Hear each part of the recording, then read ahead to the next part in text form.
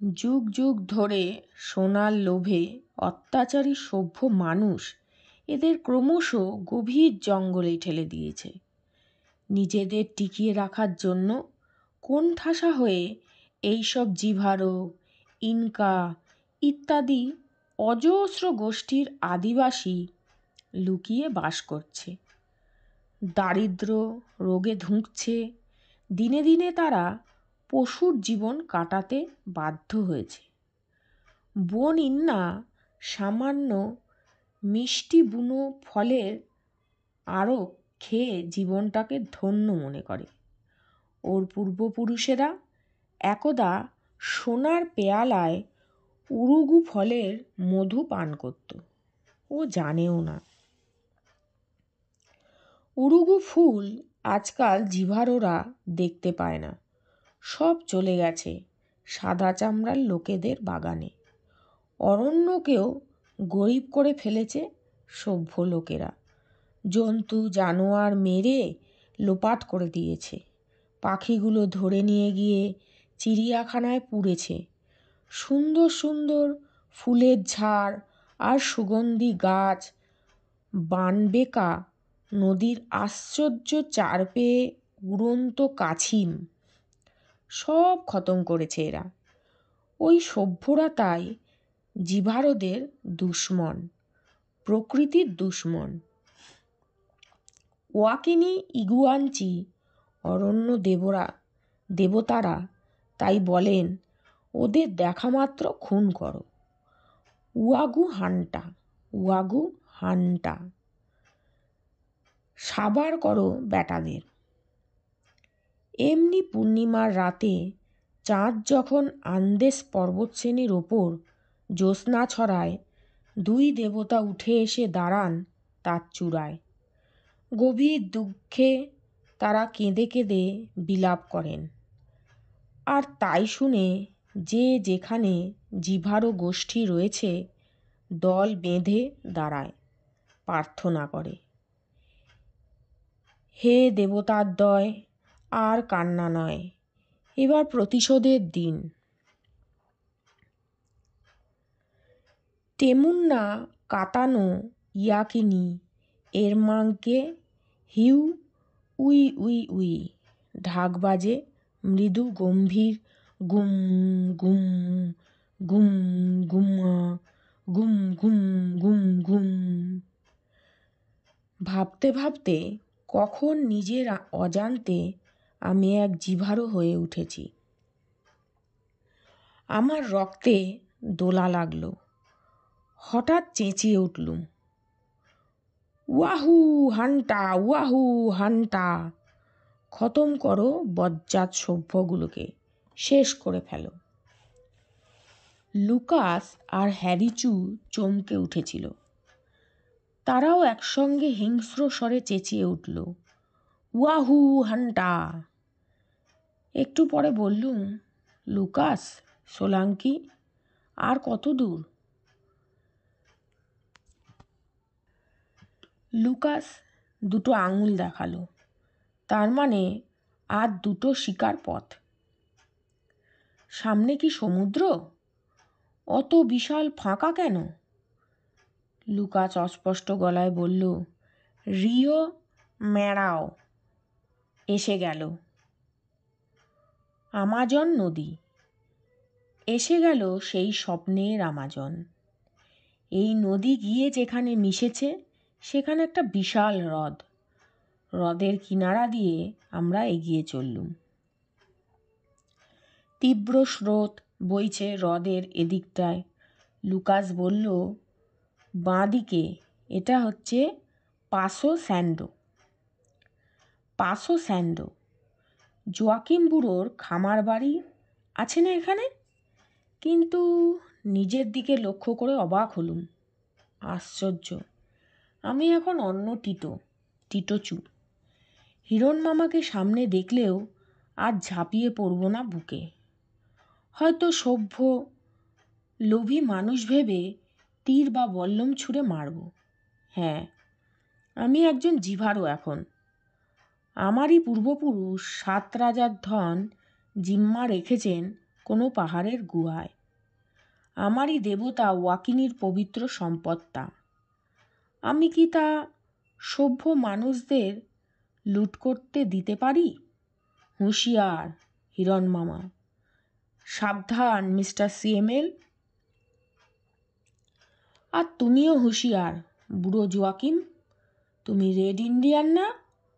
এই অরণ্যের সন্তান ছিলে না তুমি? ধিক তোমায়।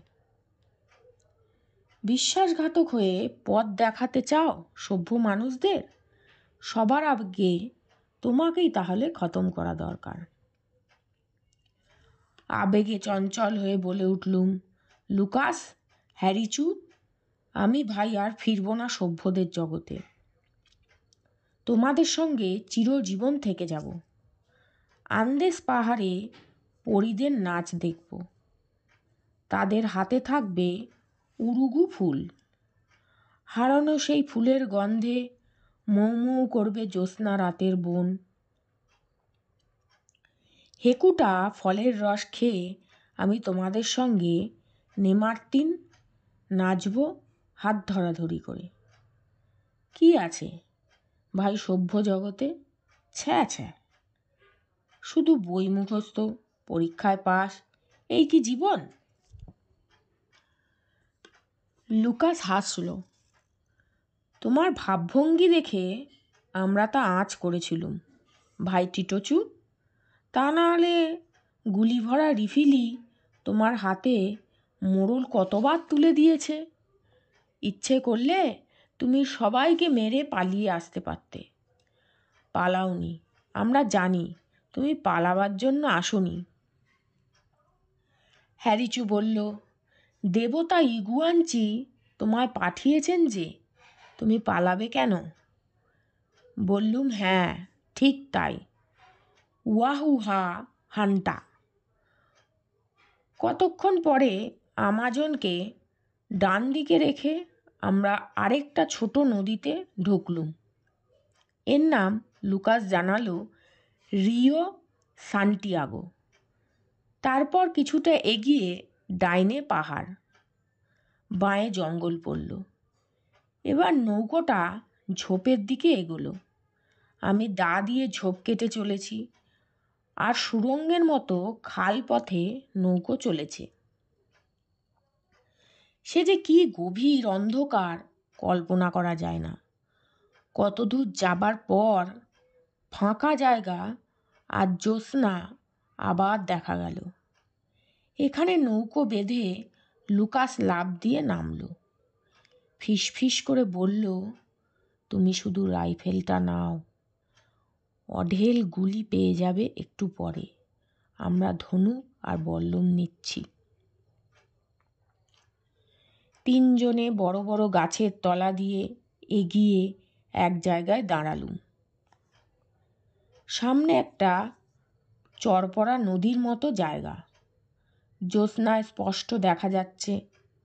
তার ওধারে ফাঁকা মাঠ আর পাহাড়। চরের ওপর দিকে একটা কাঠের ঘর, আলো জ্বলছে, আর চরের ওপর সার সার গোটা 6 তাঁবু। লুকাস চাপা গলায় বলল, ওই ঘরে রিফিলি আছে, অনেকগুলি বারুদও রয়েছে।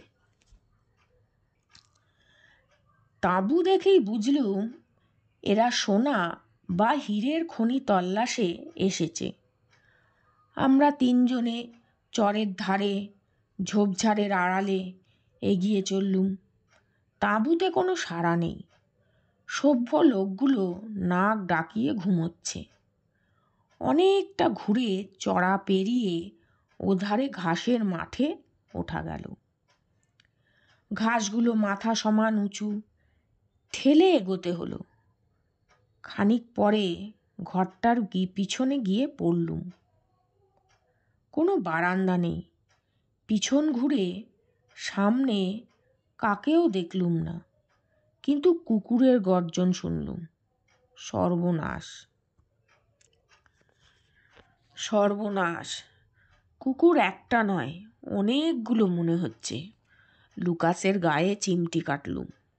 লুকাস ফিসফিস করে বলল, 3টে কুকুর আছে, কিন্তু ভেবো না, সে আমি সামলাবো। কুকুরগুলো এলেই আমি দৌড়ে পালাতে থাকব। ওই মরা হ্রদের উত্তর দিকে চোরাবালি আছে। ওরা আমার পিছন পিছন ওখানে যাবে, তারপর চোরাবালিতে পড়ে ডুবে মরবে।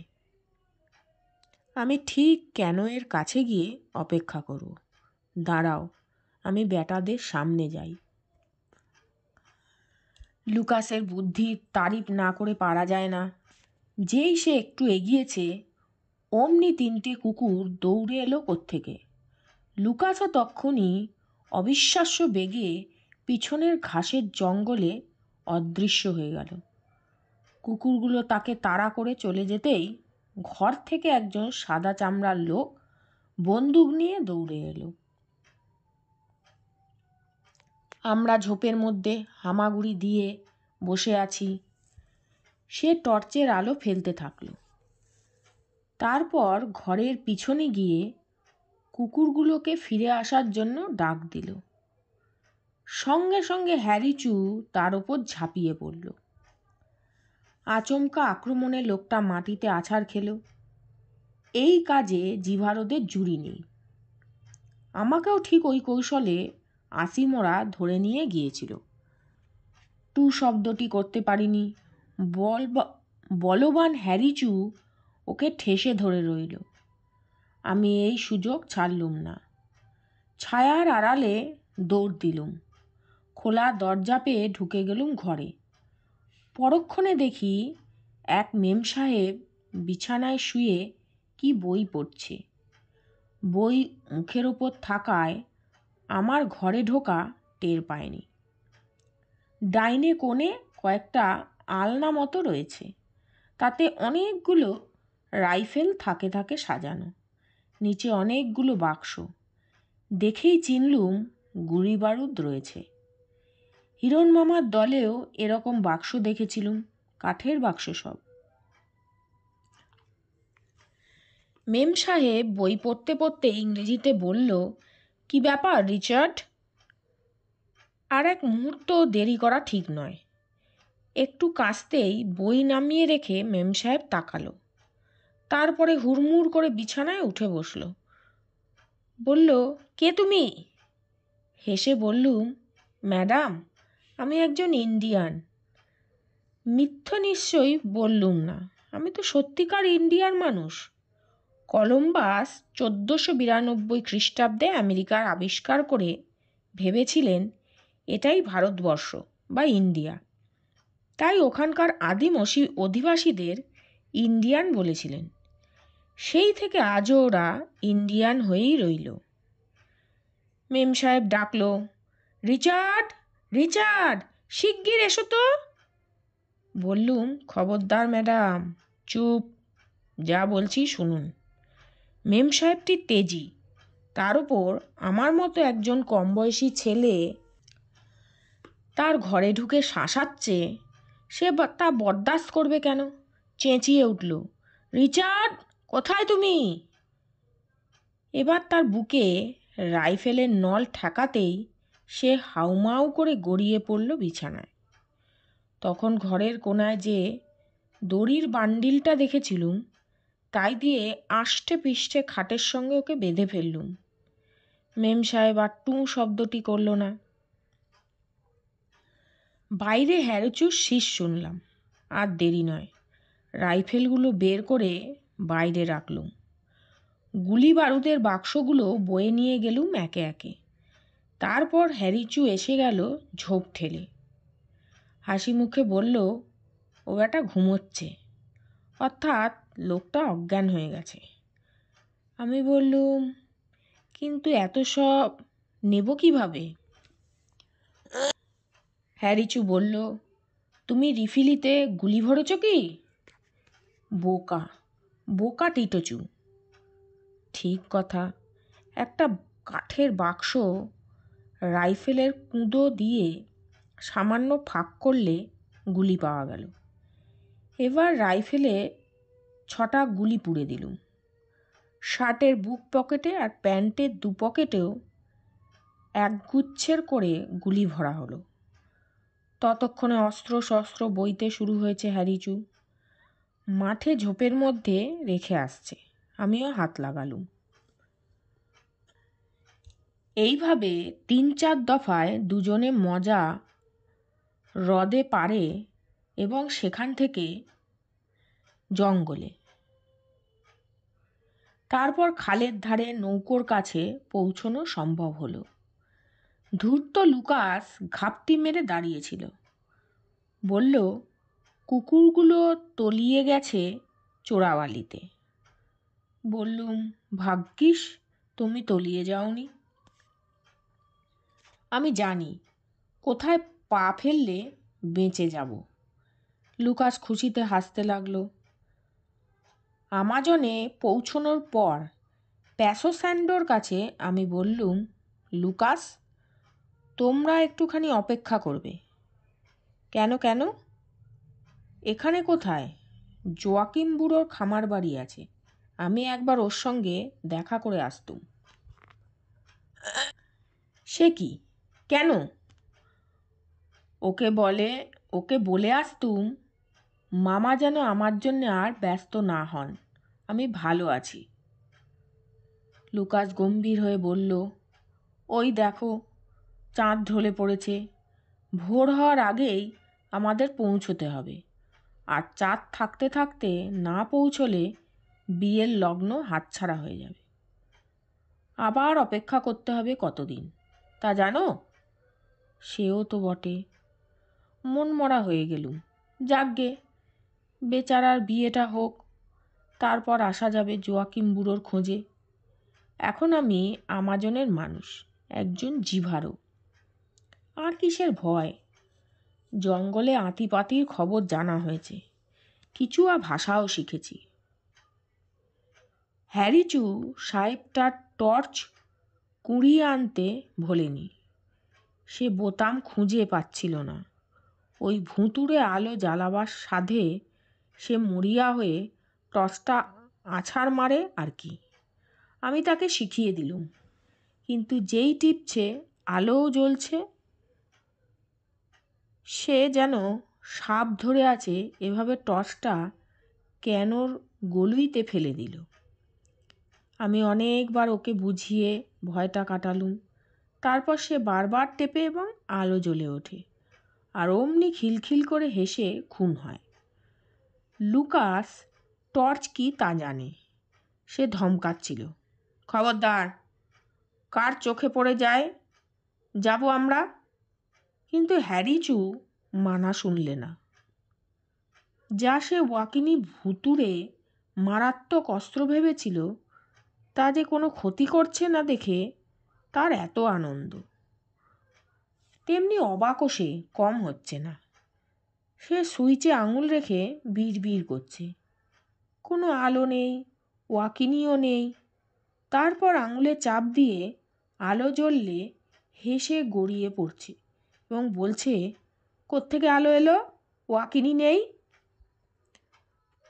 আমাদের নৌকো যখন সেই ম্যাসিও জিভারোদের এলাকায় এলো, তখন লুকাস হাল ছেড়ে এসে ওর হাতের টর্চটা কেড়ে নিয়ে গেল।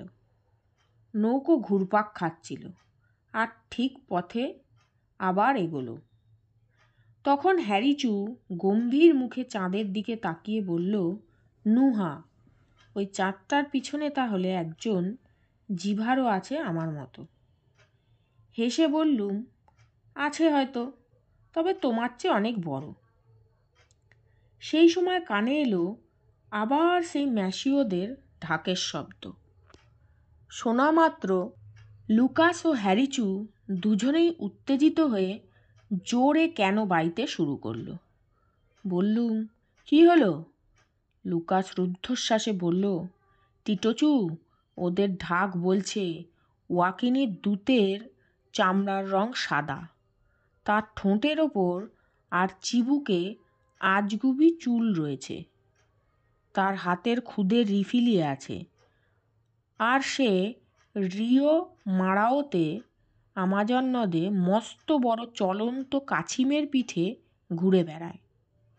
সেই কাছিম আবার হুস হুস করে ধোঁয়া ওগড়ায়, তার পেটে হু হু করে আগুন জ্বলে। একটা কথা বলতে আগাগোড়া ভুলে গেছি, জিভারও ইন্ডিয়ানরা সবাই মাকুন্দ, তার মানে ওদের দাড়ি গোঁফ গজায় না। কিন্তু লুকাসের মুখে ম্যাসিওদের ঢাকের ওই খবর শুনে আমি লাফিয়ে উঠলুম। এ তো অবিকাল ট্র্যাভেল্লোর বর্ণনা। তারই মাছ ধরা স্টিমার রয়েছে, গোঁফদাড়ি হয়েছে, খুদে রিফিলি অর্থাৎ রিভলভারও রয়েছে। নিঘাত শয়তান ট্র্যাভেল্লো ছাড়া কেউ নয়। আমি তাকে ম্যাসিও ওঝার কথা বলেছিলুম। ও ব্যাটা তখনই হিরণ মামাদের অভিযানের আসল রহস্য আঁচ করে নিয়েছিল। এখন কিভাবে ঠিক জায়গায় গিয়ে জুটেছে এবং ওই জিভারদের সঙ্গে ভাবও করে ফেলেছে। সর্বনাশ!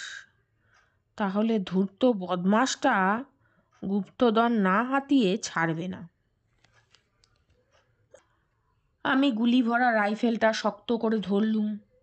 আমার জামা ও প্যান্টের মোট 3টে পকেটেও গুলি ভর্তি রয়েছে। চেঁচিয়ে উঠলুম, লুকাস, নৌকো ফেরাও। লুকাস কিছু বোঝার আগেই ওর কাছে গিয়ে টর্চটা নিলুম। তারপর এক ধাক্কায় হাল ঘুরিয়ে দিতেই নৌকো পাড়ের ঝোপে ঢুকে গেল।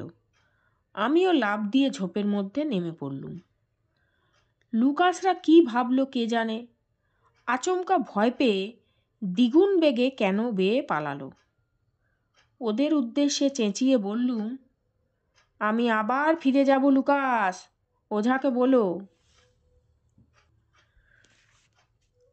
গুম গুম ঘুম ঘুমা ঘুম ঘুমা ঘুম ঘুমা। কান পেতে ঢাকের শব্দ শুনছিলুম। কিছুক্ষণ শোনার পর বুঝতে পারলুম লুকাস ঠিকই বলেছে।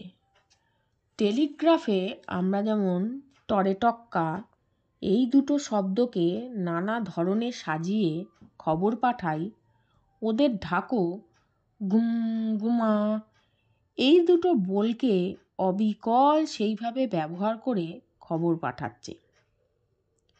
ঢাকের বাজনার সাহায্যে খবর পাঠানো পৃথিবীর সব দেশেই আদিম মানুষের রীতি।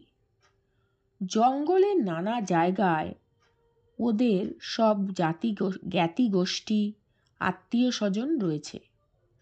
কাছের বস্তি বা পুয়েবলোতে যেমনি ঢাকের শব্দ পৌঁছায়, সেখানেও অবিকল ওই বোলগুলো ঢাকে বাজিয়ে দেওয়া হয়। তা শুনে আরেকটা পুয়েবলোর লোকেরা নিজেদের ঢাক বাজিয়ে খবরটা ছড়িয়ে দেয়। এভাবে 10-15 মিনিটের মধ্যে কয়েকশো মাইল এলাকা জুড়ে খবরটা পৌঁছে যায়। ম্যাসিও গোষ্ঠীর জিভারোরা নির্ঘাত শয়তান ট্র্যাভেল্লোর খবর ছড়াচ্ছিল আমাজনের অরণ্যে। চাঁদ তখন পশ্চিমে ঢলে পড়েছে, জ্যোৎস্নার রং ফ্যাকাশে হয়ে আসছে। গাছপালা ঝোপঝাড়ের আড়ালে আমি এগিয়ে চলেছি ঢাকের বাজনার দিকে। মাঝে মাঝে থমকে দাঁড়াচ্ছি, চমকেও উঠছি।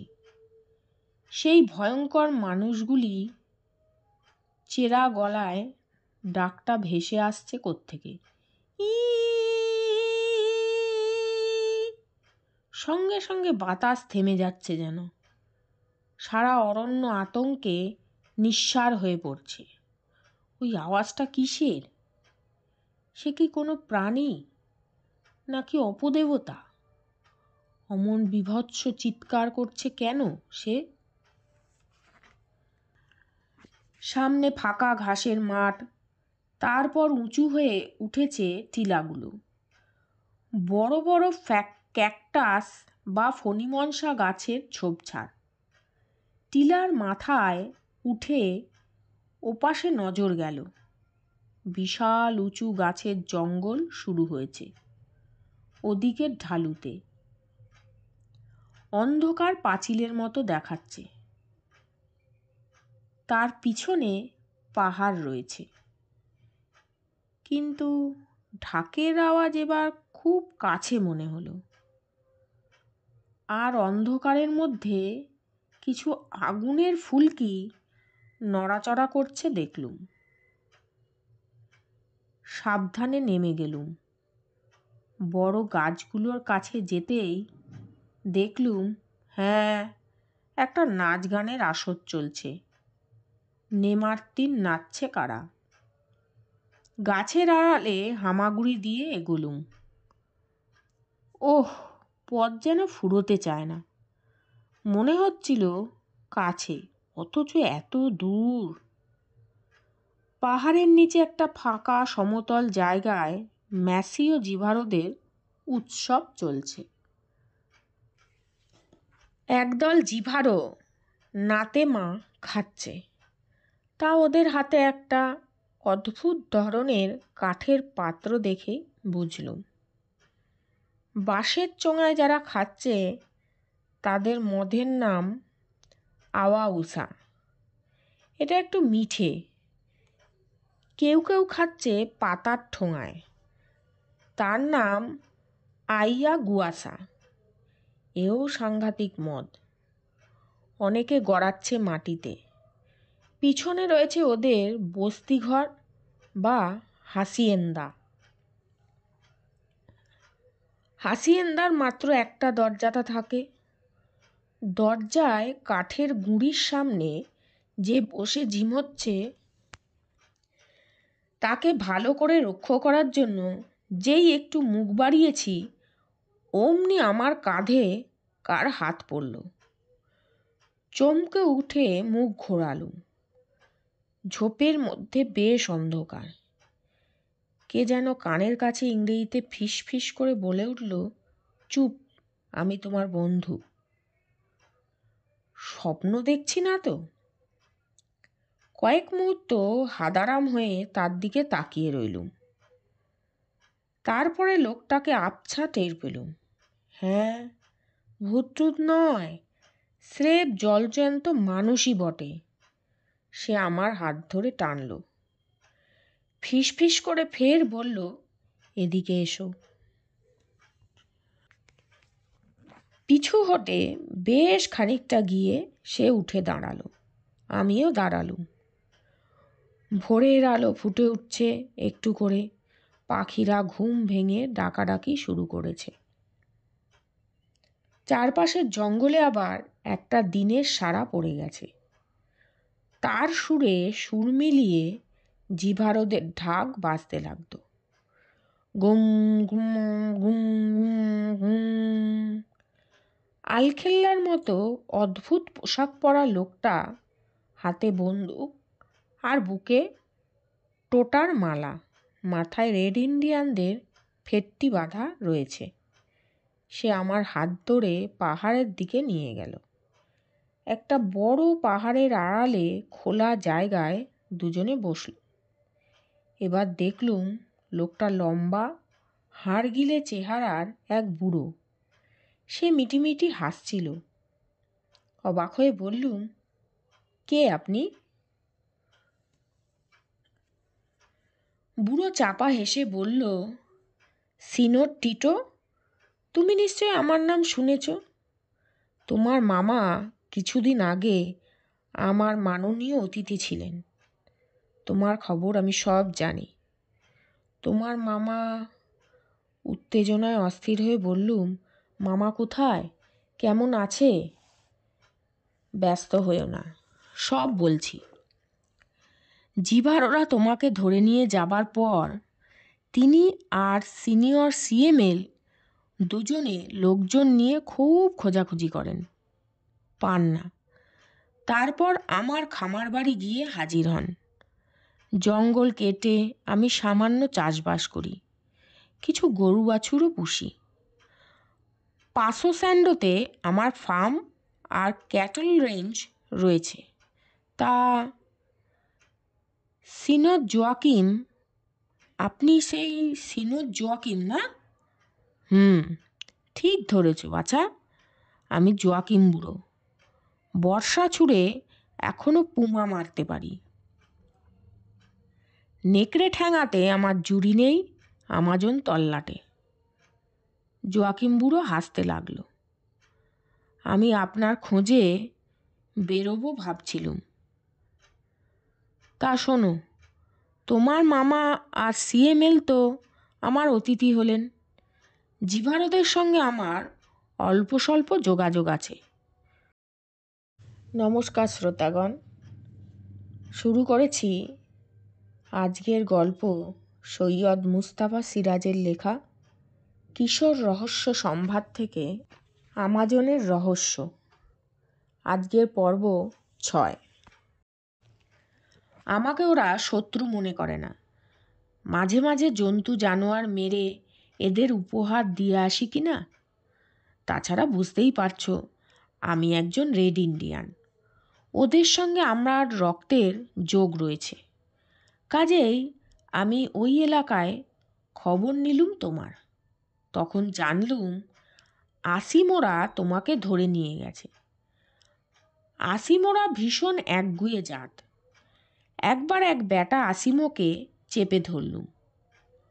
তখন বুঝলুম ওদের ওঝার হুকুম হয়েছিল একজন সাদা চামড়ার সভ্য লোকের মুন্ডু দিয়ে সানসা বানাতে হবে, তবেই ওয়াকিনি ইগুয়ানচির রাগ পড়বে। কিন্তু তুমি হাত ফসকে পালিয়ে গেছো। ওঝাটাও রাক্ষুসে গাছের কবলে পড়ে মারা পড়েছে। তাই আসিমোটা বলল ওরাও তোমাকে খুব খোঁজাখুঁজি করেছিল। পরে খবর পেয়েছে যে তুমি ওদের শত্রু গোষ্ঠী ট্যাসিনোদের নুহা হয়ে আশ্রয় পেয়েছ। হ্যাঁ সিনিয়র জোয়াকিম, তারপর ওরা দল বেঁধে এক রাত্রে আমাদের ওপর চড়াও হয়েছিল। জানি, সব জানি। তারপর শোনো, তোমার মামা এ খবর পেয়ে ট্যাসিনোদের কাছে যাবেন ঠিক করলেন। কিন্তু সেই রাতেই এক কাণ্ড ঘটে গেল। ম্যাসিও ওঝার যে সানসা ওর কাছে ছিল চুরি হলো। সে কি? হ্যাঁ, কিন্তু এই নিয়ে তোমার মামার সঙ্গে সিনিয়র সিএমএলের প্রচণ্ড বিবাদ শুরু হলো। কিছুতেই ওদের ঝগড়া মেটাতে পারলুম না। তোমার মামা ভাবছেন সিএমএল চোর, সিএমএল ভাবছেন তোমার মামাই চুরি করেছেন। গুপ্তধন একা মেরে দেওয়ার মতলব। বুড়ো হেসে উঠল। তারপর তারপর তারপর তোমার মামা রাগ করে একা চলে গেলেন। আমি ওকে কুইটো শহর অবধি পৌঁছে দিয়ে এলুম হাঁটা পথে। ঘোড়ায় 24 ঘন্টা লাগলো পৌঁছোতে। তোমার মামা কুইটোর ভারতীয় দূতাবাসে সব জানিয়ে একটা হেলিকপ্টার জোগাড় করলেন তোমাকে খোঁজার জন্যে। আমি চলে এলুম নিজের ফার্মে। আর সিএমএল? হ্যাঁ, চোর যে সিএমএল নিজে আমি টের পেলুম ফিরে আসার পর। দেখি শয়তান জেলে ট্র্যাভেল্লোটা ওর কাছে জুটেছে রাতারাতি। ট্র্যাভেল্লোর কুবুদ্ধিতে পড়েই সিএমএল এই কর্মটি করেছে, তাতে সন্দেহ নেই। আমি বাটপার খুনে ট্র্যাভেল্লোকে একদম দুচক্ষে দেখতে পারিনি। বললুম, এবার ভাগো দেখি সব। আমার গরু বাছুরগুলো চুরি হলো কিনা কে জানে। ওরা চলে গেল তক্ষুনি দলবল নিয়ে। আমি কিন্তু তোমার খবর দিব্যি রাখছিলুম। কিন্তু ট্যাসিনোদের হাসিয়েন্দাটা ঠিক কোথায় তা জানি নে, কারণ ওই এলাকাটা হচ্ছে আন্দেস পাহাড়ের কাছাকাছি, অনেকটা দূর। তার ওপর বারে বারে ফার্ম ফেলে গেলে খুব লোকসান হয়। আমার লোকগুলো বড্ড চোর। তবে জানতুম সিনোর হিরণ তোমার খোঁজ নিশ্চয়ই পেয়ে যাবেন শিগগির। তাছাড়া তুমি তো ওদের নুহার কোনো ক্ষতি ওরা করে না। জোয়াকিম একটু দম নিয়ে ফের বলল, ট্র্যাভেল্লো জানে তোমার খবর। সে তোমাকে আন্দেস পাহাড় থেকে একবার দেখেছিল নাকি? হ্যাঁ, মনে পড়েছে এবার। কাকে পাহাড়ের ওপর দেখেছিলুম। ট্র্যাভেল্লো তখন জানতো না যে ম্যাসিওরা পাসো স্যান্ডোর কাছাকাছি থাকে। সে ভেবেছিল ওরা থাকে আন্দেসের ওদিকে, তাই গিয়েছিল। গত রাত্রে আমি হঠাৎ ঢাকের শব্দ শুনলুম, চমকে উঠলুম। ওই সাংকেতিক বুলির মানে আমি জানি, তাই চুপি চুপি ব্যাপারটা দেখতে এখানে আসছিলুম। হঠাৎ ওদিকে টিলার ওপর তোমাকে দেখলুম, পিছু নিলুম তক্ষণি। আরে, এর নিঘাত সিনোর হিরণের ভাগ্নে ছাড়া কেউ নয়। কিন্তু তার চেয়ে অবাক কাণ্ড, ট্র্যাভেল্লোতে এদের নুহা হয়েছে, হারানো মুন্ডু ফিরিয়ে দিয়েছে এদের। কিন্তু সিএমএল কোথায়? বার কতক প্রশ্নটা নিজেই করল জোয়াকিম বুড়ো। কোথায় গেল সিএমএল? তাকে তো দেখলুম না ট্র্যাভেল্লোর পাশে। আমি শিউরে উঠে বললুম, তাহলে কি তাকে শয়তান জেলেটা মেরে ফেলেছে? জোয়াকিম মাথা দোলালো। বলা কঠিন। ঢাকে সেরকম কোনো খবর দেয়নি। ওর পক্ষে তাই সম্ভব সিনোর জোয়াকিম। বুড়ো একটা দীর্ঘশ্বাস ফেলল, তারপর বলল, জিভারোদের গুপ্তধনের লোভে এমনি করে যুগ যুগ ধরে কত মানুষ যে জান খোয়াচ্ছে ইয়ত্তা নেই। আমার বয়স এই জঙ্গলের সবচেয়ে বুড়ো ম্যানিওক গাছটার চেয়ে বেশি। আমি কি কম মানুষ মারা দেখলুম? ম্যাসিওদের ধনে অভিশাপ আছে। বাছা টিটো, এখন আর এখানে বসে থেকে লাভ নেই। দিনের বেলা কিছু ঘটবে না। এখন সারাদিন ওরা ঘুমোবে। চলো, আমার খামার বাড়ি যাওয়া যাক। চান খাওয়া সেরে ঘুমিয়ে নাও, তারপর রাত আসুক, তখন দেখা যাবে। সে কত দূরে সিনিয়র? তা মাইল 10-12 হবে। আপনি এলেন কিসে? কেন, ঘোড়ায়? ঘোড়াটা ওই টিলার ধারে গাছে বেঁধে রেখেছি। ওই গাছের ত্রিসীমানায় কোনো জিভারও পা দেয় না। কেন জানো? ওই গাছে ওরা মোড়লের মরা ঝুলিয়ে রাখে, তাই মোড়লের ভূত ওখানে ওঁত পেতে বসে রয়েছে। আর পূর্ণিমার রাত এলেই সেই ভূতটা মারাত্মক চেঁচায়। হ্যাঁ, একটু আগে তো ভূতটা ডাকছিল। ভূত? সত্যিকারের ভূত? জোয়াকিম আমার কাঁধে হাত রেখে বলল, হ্যাঁ, ভূত ছাড়া আর কি। সে রহস্য পড়ে বললক্ষণ, ওঠো, দিনের আলো ফুটেছে। ওদের চোখে আমি পড়ে গেলে কোনো ভয় নেই, কিন্তু তোমাকে দেখলে। আমার হাতে গুলি ভরা রাইফেল থাকতে ওদের ভয় পায়নি সিএনর। সে তো দেখছি, বাহাদুর ছেলে। চলো, কেটে পড়া যাক। মিছিমিছি মানুষ মেরে কেন পাপ কুড়োবো বাছা? যেদিন থেকে আমি খ্রিশ্চান হয়েছি একটা মানুষ মারিনি আর। হাঁটতে হাঁটতে বললুম, তার আগে নিশ্চয়ই খুব মারতেন? সিনিয়র জোয়াকিম দুঃখিত মুখে বলল, হ্যাঁ, তবে প্রাণের দায়, স্রেফ জান বাঁচাতে। তুমি তো জানো না কিভাবে আমি একা সেই কচি খোকাটি থেকে এত বুড়ো হয়ে গেলুম। আমার বাবা মাকে সাদা চামড়ার সাহেবরা গুলি করে মেরেছিল, কারণ হীরের খনির খোঁজ তারা দিতে পারেনি। আমি বাচ্চা ছেলে, একা নদীর চড়ায় হামাগুড়ি দিয়ে তখন খেলা করছি। একটা কুমির ওত পেতেছিল, এগোচ্ছে। আমি জঙ্গলে গুলির শব্দ শুনে কিছু বুঝতে পারিনি, পারার কথাও নয়। যাই হোক, সেখানেই সেদিন এক ইটালিয়ান শিকারি শিকার করতে এসেছিল। সেও সাদা চামড়ার মানুষ। কুমিরটা যখন মাত্র হাত 3 দূরে, সে দেখতে পেয়ে সেটাকে মেরে ফেলল। আমাকে নিয়ে গেল, তার সঙ্গে ইটালি চলে গেলুম। কিছুদিন থাকার পর ফিরে এলো সে আবার সেই আমাজনে। সে খামারটার এখন আমি মালিক, ওটা তারই। তাকে আমি বাবা বলতুম। আমার বয়স যখন মোটে 14, সে পুমার আক্রমণে মারা গেল। আমি ফের বুনো হয়ে উঠলুম। স্বজাতির লোকেদের সঙ্গে মেলামেশা শুরু করলুম। খুন খারাপিও করতে হলো কতকবার নানা জায়গায়, কিন্তু বাবার 3টি হুকুম আমি মেনে চলেছি বরাবর।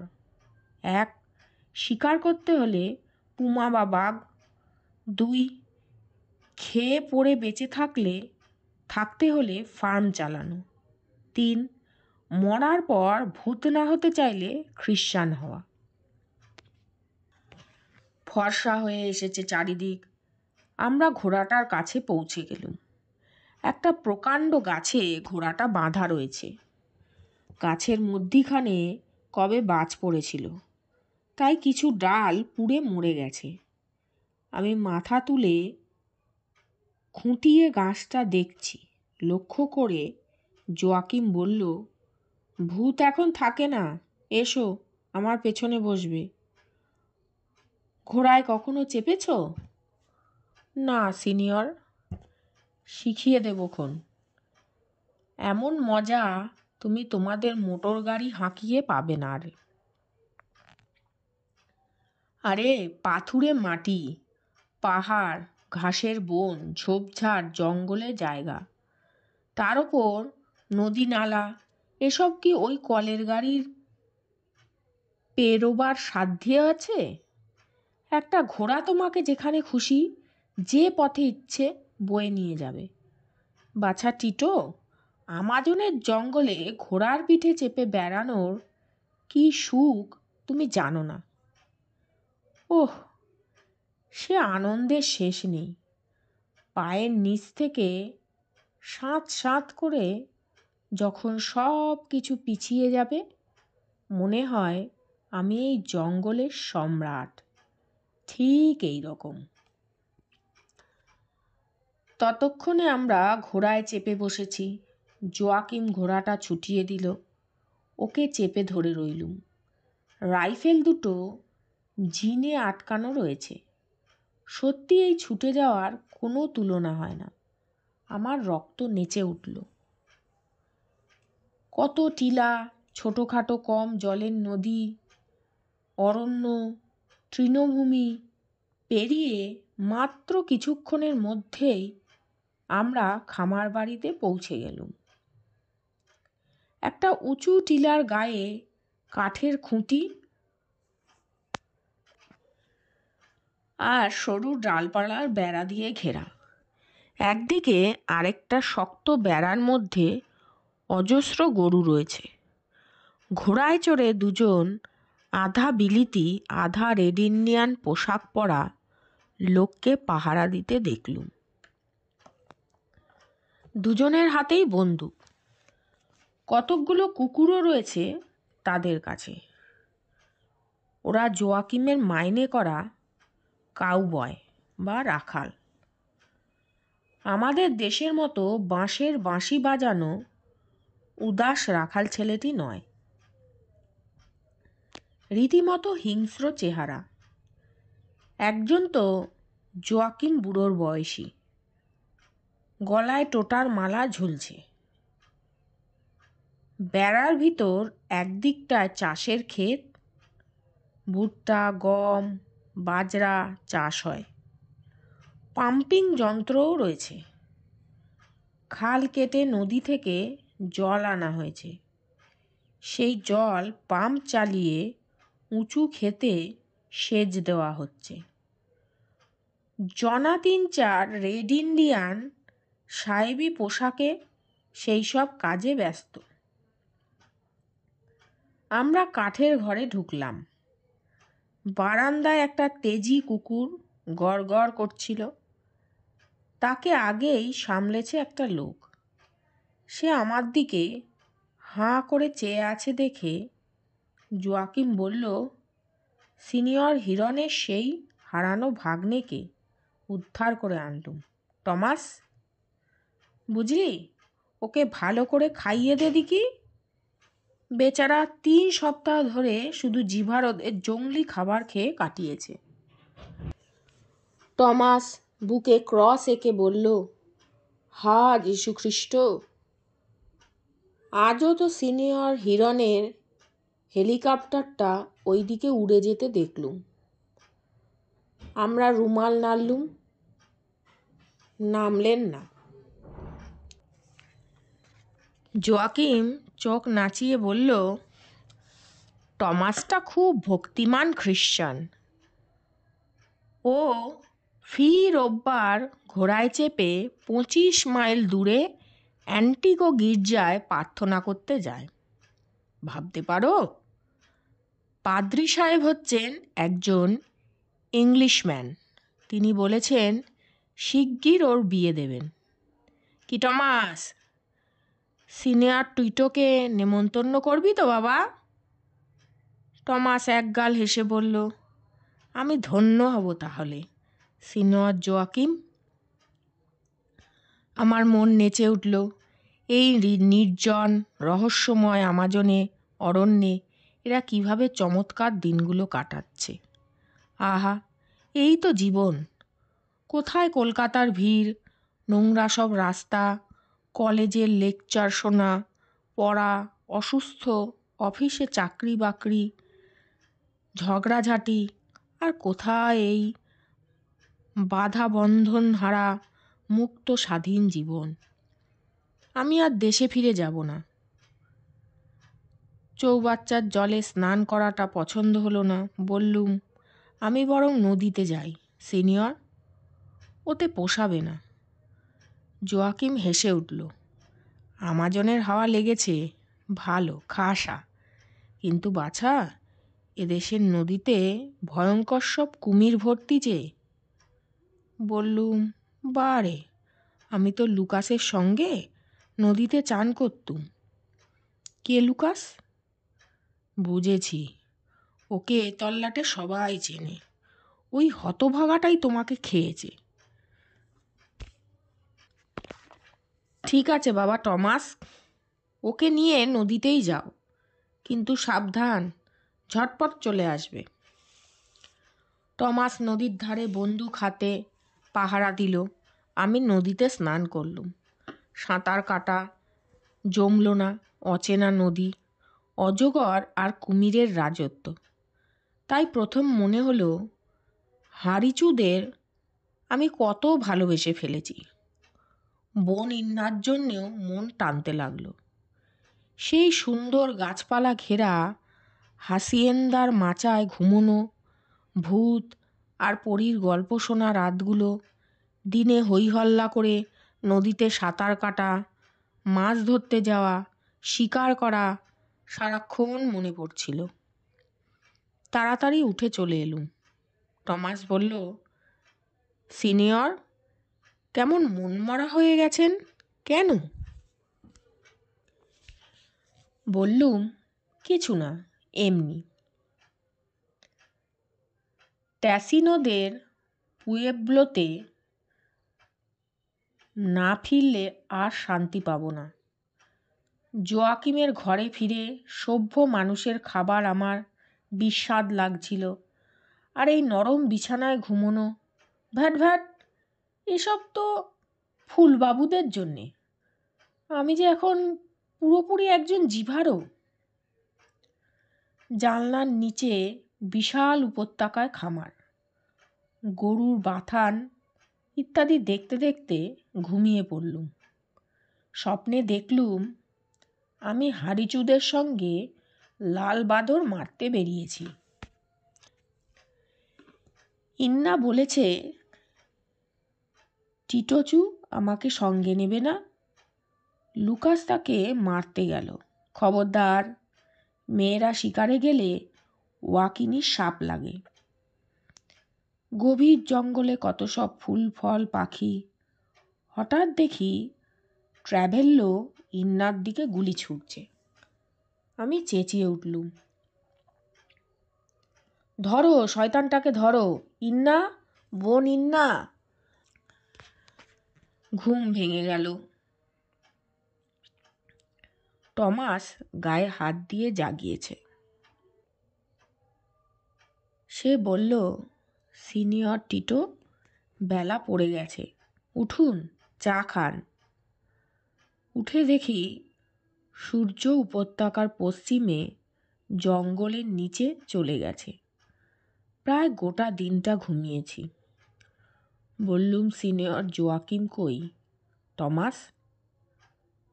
টমাস চায়ের কাপ এগিয়ে দিয়ে বলল, সে এক কাণ্ড। একটু আগে একজন জঙ্গলি জিভারও গরু চুরি করতে এসেছিল। আমাদের কাউবয় ল্যাসিংটো তাকে গুলি করে তক্ষুনি। লোকটা ঘাসের জঙ্গলে গুটিসুটি আসছিল নাকি, তাই নিয়ে খুব হইচই হচ্ছে এখনো। মালিক মশাই গেছেন ওখানে।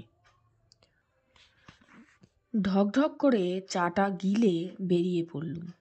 দেখলুম জোয়াকিম কার কাঁধ ধরে নিয়ে আসছে। আলো পড়ে গেল, তাই লোকটাকে স্পষ্ট দেখতে পাচ্ছিলুম না। ক্রমে ওরা টিলা বেয়ে এই ঘরের দিকে উঠতে লাগলো। আন্দাজ 30 হাত দূরে আসার পর আমি চমকে উঠলুম। চিৎকার করে দৌড়ে গেলুম ওদের কাছে। হ্যারিচু, হ্যারিচু, তুমি এসেছো? জোয়াকিম দাঁড়ালো। হ্যারিচুকে দুহাতে জড়িয়ে ধরে চেঁচিয়ে উঠলুম, ফের? হ্যারিচু, তোমার গায়ে গুলি লাগেনি তো? হ্যারিচু এবার হাসল। জিভারোরা খুব আনন্দ না হলে একটুও হাসে না। বলল, তোমার খোঁজে বেরিয়ে এই দুর্দশা টিটোচু। মরতে মরতে বেঁচে গেছি, কিন্তু আজগুবি চুল মুখে আছে। ওই লোকটা, ওকে আমি। ঘোড়ায় চড়ে থাকা একজন কাউবয়ের দিকে সে তেড়ে যেতেই জোয়াকিম সামলালো ওকে। কিচুয়া ভাষায় বলল, খুব হয়েছে বাবা, ট্যাসিনো বংশ আর নয়। ভাগ্যিস রিফিলির নলটা 1 সুতো ওপরে উঠেছিল, তাই মাথাটা ফুটো হয়নি।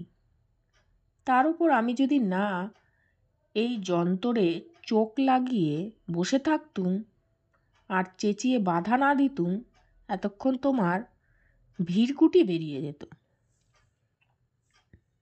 হ্যারিচি তক্ষুনি কিন্তু মাথা দোলালো। হ্যাঁ, তা তো ঠিক।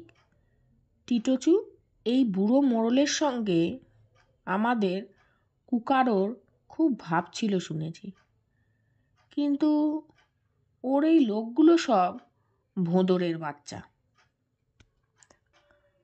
ওই লাল মুখটা তো ঢুন্ডার নাচ জামাই। কাউবয় ল্যাসিংটো গোঁফে তা দিয়ে বলল, আরে যা যা বেটা উচ্চিংড়ি। আমার শরীরে ইনকাদের রক্ত বইছে। জিভারোরা ইনকাদের চিরকালের চাকর। হ্যারিচু লাফিয়ে উঠে বলল, তোর মুন্ডুতে সানসা না বানালে ইগুয়াঞ্চির রাগ হবে। বেটা অল্পে ইনকা। জোয়াকিম বুড়ো দুদিকে দুহাত ছড়িয়ে দুপক্ষকে সামলালো। সবুর খোকারা, সবুর। রাগগুলো এখন যে যার ভেতরে পুড়ে রাখো। চলো বাবা হ্যারিচু, গিয়ে গল্প সল্প করা যাক। তোমরা সব চলে যাও তাহলে। কাউবয় আর অন্যান্য কর্মচারীদের দিকে তাকিয়ে কড়া হুকুম দিল সে। আমরা বারান্দায় সুন্দর বিলেতি আসনগুলো বসলুম।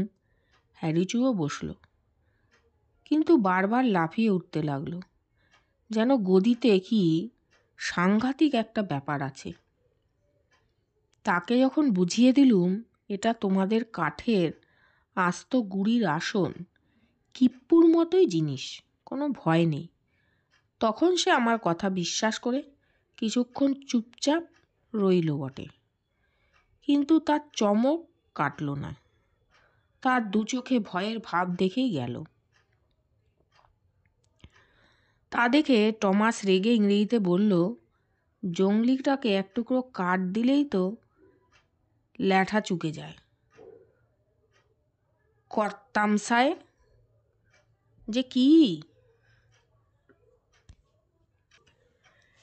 হ্যারিচু জীবনেই প্রথম, না দ্বিতীয়বারই বটে, ডেরা ছেড়ে এত দূরে এসেছে।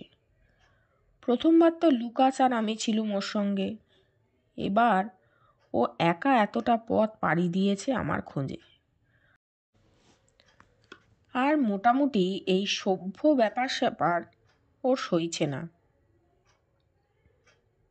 চারিদিকে ঘুরে ঘুরে সব দেখছে, হাত বুলোচ্ছে, কখনো উঠে দাঁড়াচ্ছে। ফের বললুম, কোনো ভয় নেই হ্যারিচু, এখন তোমার খবর বলো। হঠাৎ এমন করে চলে এলে যে? হ্যারিচু বলল, ওঝা পাঠালো। না এসে উপায় আছে ভাই টিটোচু? কি বলেছে ওঝা? আমাকে তা খুলে বলেনি, কিন্তু খবর খুব সাংঘাতিক জরুরি। পরীর পাহাড়ের ওপারে কী সব ঘটেছে, তাই তোমার যাওয়া দরকার। আন্দেস পর্বতমালাকে ওরা বলে পরীর পাহাড়। তার উপরে কোনো জিভারও প্রাণ গেলেও যাবে না, ওটা তাদের নিষিদ্ধ এলাকা। যদি বা কেউ যায়, টের পেলে দরের মোড়ল অমনি ঘ্যাচাং করে তার মুন্ডুটা কেটে সানসা বানাবে। কিন্তু কি ঘটেছে ওখানে? আমি গোলমালে পড়ে গেলুম। একদিকে ট্র্যাভেললো, অন্যদিকে ওঝা, ক্যানাসার জরুরি ডাক। যদি হ্যারিচুর সঙ্গে চলে যাই, তাহলে এদিকে ট্র্যাভেললো গুপ্তধন হাতিয়ে কেটে পড়বে। ভাবতে লাগলুম। তারপর বললুম, লুকাসের খবর কি, বিয়ে হলো তার? হ্যারিচু বলল, হ্যাঁ, ব্যাটা এখন খুব আউসা খাচ্ছে আর নাচছে। আজ থেকে ও আমাদের গায়ের মোড়লের জামাই। কাজেই আজ থেকেই ক্যানাসা ওঝা ওকে মোড়ল বানিয়ে দিয়েছে। এখন ওই ভিন গায়ের লোকটার হুকুমে আমাদের চলতে হবে। ছ্যা ছ্যা, ওই পিড্রম্বা আমাদের কপালে ছিল? ইন্না বোনটি খুশি হয়েছে তো? ইন্না খুশি হবে না? লুকাসকে ওর বরাবর পছন্দ ছিল। হ্যাঁ, ইন্না বলেছে তুমি না গেলে ও হুমরা নাচ নাচবে না। তাই বুঝি? হ্যাঁ, ইন্না বলেছে ভাই টিটোচু যেন তার জন্য সুপতি পাখির রাঙা পালক নিয়ে আসে। ভাইয়ের হাতে রিফিলি আছে, একটা সুপতি মারতে দেরি হবে না। বেশ, নিয়ে যাব হ্যারিচু। আর ইন্নার মা বুড়ি বলেছে, ছেলে টিটোচু আরেকবার সূর্যি ওঠার আগে না এলে সে উপোস করে নদীর ধারে বসে না মরা অবধি কাঁদবে। এই নাও বুড়ির দিব্যি। বলে হ্যারিচু ট্যাঁক থেকে একটা আইনি গাছের দুধের মতো সাদা পাতা দিল আমার হাতে। পাতাটা কপালে ঠেকিয়ে সঙ্গে সঙ্গে আমি লাফিয়ে উঠলুম। আমার মা ডেকেছে, বোন ডেকেছে, আমি কি বসে থাকতে পারি আর? বললুম, সিনিয়র জোয়াকিম, ট্র্যাভেললোকে তুমি সামলাও, আমি চললুম। চাঁদ তখন জ্যোৎস্না ছড়াচ্ছে নদীর জলে। দূর থেকেই কানে এলো ঢাকের শব্দ। এ শব্দ অন্যরকম, উৎসবের বাজনা বাজছে হাসিয়েন্দার উঠোনে। কেন থেমে নামতেই মোড়ল বউ দৌড়ে এসে আমাকে আদর করতে শুরু করে দিল। তারপর টানতে টানতে নিয়ে চলল। বেড়া পেরিয়ে উঠোনে পৌঁছে দেখলুম বিয়ের পরব চলেছে। আমাকে দেখে ওঝা ক্যানাসা উঠে দাঁড়ালো। ঢাকের বাদ্যি থেমে গেল, নাচও থামল। বুড়ি আনন্দে চেঁচিয়ে বলল, আমার ছেলে এসে গেছে, টিটোচু এসে গেছে। ওরে বাছারা, তোরা চালিয়ে যা, চালিয়ে যা, বলে সে নাচ জুড়ে দিল একাই। ওঝা তাকে ধমকে বলল, চুপ চুপ, এসো মহান ইগুয়ানচুর দূত, খবর বড্ড খারাপ, বসো বলছি। আমি ইন্নাকে খুঁজছিলাম। মশালের আলোয় দেখলুম সে একপাশে চুপচাপ গম্ভীর মুখে দাঁড়িয়ে রয়েছে। গায়ে ফুলের পোশাক, মাথায় অজস্র পালকের মুকুট, হাতে পায়ে কানে সাদা শাঁখ আর নানা জাতের মাছের হাড়ের তৈরি গয়না। আর তার গলায় ঝুলছে বড় বড় কয়েকটা হীরের মালা। এই মালাগুলো মোড়লের কাছে থাকে। কতকাল ধরে আছে কেউ বলতে পারে না। হীরে একসময় এদেশে যেখানে সেখানে পাওয়া যেত। মালাগুলো দেখে কেমন অজেনা ভয়ে বুক কাঁপল। কাছে গিয়ে বললুম, ইন্না বোন, আমার উপর রাগ করেছো নাকি? ইন্না জবাব দিল, করেছি, ভীষণ রাগ করেছি। ইচ্ছে হচ্ছে সভ্য ভাইটার মুন্ডু কেটে সানসা বানাবো। মাথা পেতে দিয়ে বললুম, বেশ, বানাও। ইন্না আমার হাত ধরে নাচ জুড়ে দিল। সেই সময় লুকাস এসে বলল, ভাই টিটোচু, আমি মোড়ল হয়েছি। হ্যারিচু বলেনি তোমাকে? বলেছে। বলে পকেট থেকে সুপতি পাখির পালকগুলো ইন্নার চুলে গুজে দিলুম। ভুলেই গিয়েছিলুম ওগুলোর কথা। ইন্না আনন্দে চেঁচিয়ে উঠল, হুই হুই। সে সবাইকে দেখিয়ে বেড়ালো ভাই টিটোচু তার জন্যে সুপতি পাখির পালক এনেছে। ওঝা ক্যানাসা ধমক দিয়ে বলল, খুব হয়েছে, এবার আমি নুহার সঙ্গে কথা বলবো। তোমরা ভাগো, নাচ গান করো গে, ভাগ। ক্যানাসা আমার হাত ধরে তফাতে নিয়ে গেল। তারপর বলল, নুহা, পরীর পাহাড়ের ওপারে কাল ভোর রাতে ঢুন্ডার আওয়াজ শুনেছি। সে আওয়াজ বড় ভয়ঙ্কর। শুনলে যার তার কানের পর্দা ফেটে যাবে। তারপর আজ সকালবেলা চুপি চুপি গেলুম ওদিকে। ইগুয়ানচির গুহা অবধি আমি যেতে পারি, অন্যেরা পারে না, বারণ আছে। তা আমি তো এই জিভারিয়ার সেরা ওঝা, আমি ভরকাবার পাত্র নই। উঠলুম পাহাড়ে। উঠে দেখি ইগুয়ানচির পাখি। সে কি, হ্যাঁ, পবিত্র পাখিটা এসে নেমেছে। তাহলে ঢুন্ডার আওয়াজ নয়? সেটা বলা কঠিন। পরীর পাহাড়ে ঢুন্ডা থাকে সবাই জানে। পবিত্র পাখি অর্থাৎ উড়োজাহাজের আওয়াজকেই ও ঢুন্ডার আওয়াজ বলেছে, তা বুঝতে পারলুম। কিন্তু উড়োজাহাজটা দেখার আগে শুধু গর্জনই শুনেছে, দেখার পর আর শোনেনি। কাজেই নির্ঘাত ঢুন্ডার গর্জন বলে ভুল করছে। কিন্তু কার উড়োজাহাজ নামলো আন্দেস পাহাড়ে? বললুম, ওঝা ক্যানাসা, আমি এক্ষুনি গিয়ে পবিত্র পাখিটার খবর নিতে চাই। তুমি তো জানো আমার কোনো বিপদ হবে না তাতে। ক্যানাসা মাথা দোলালো। হ্যাঁ, তা ঠিক।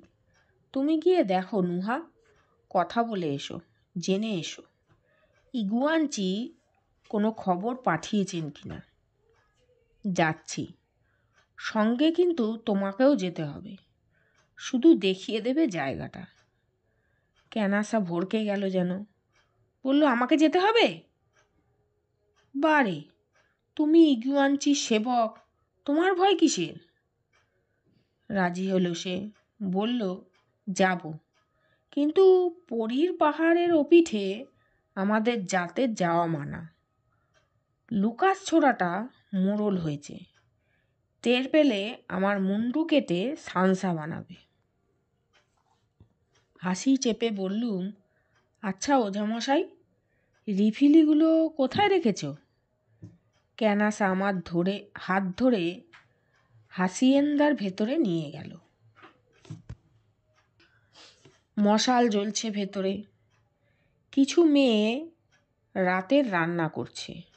মাচানের নিচে দেখলুম অস্ত্রশস্ত্র বেশ যত্ন করে রাখা হয়েছে। ওপরে গাছের পাতা আর ডালপালা চাপিয়েছে। একটু পরে খাওয়া দাওয়া সেরে দুজনে বেরিয়ে পড়লুম। ক্যানোয় চেপে নদীতে তীর বেগে ভেসে চললুম আমরা। প্রায় 5 মাইল যাবার পর সেই চেনা জলপ্রপাতের আগে এক জায়গায় ক্যানো বাঁধা হলো।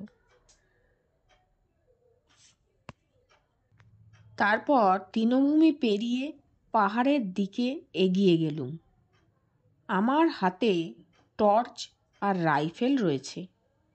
ক্যানাসার এক হাতে বল্লম, অন্য হাতে তীর ধনুক। পাহাড়ে ওঠা শুরু হলো এক সময়। পাহাড়গুলো সব ন্যাড়া, গাছ কেন ঘাসও গজায়নি। জ্যোৎস্নায় চারিদিক পরিষ্কার দেখা যাচ্ছে, কিন্তু খাদগুলো ঘন অন্ধকারে ভরা।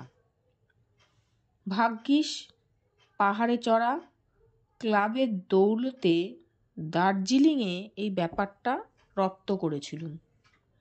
আমার খুব একটা কষ্ট হলো না, কিন্তু ক্যানাসা হাঁপাতে থাকলো।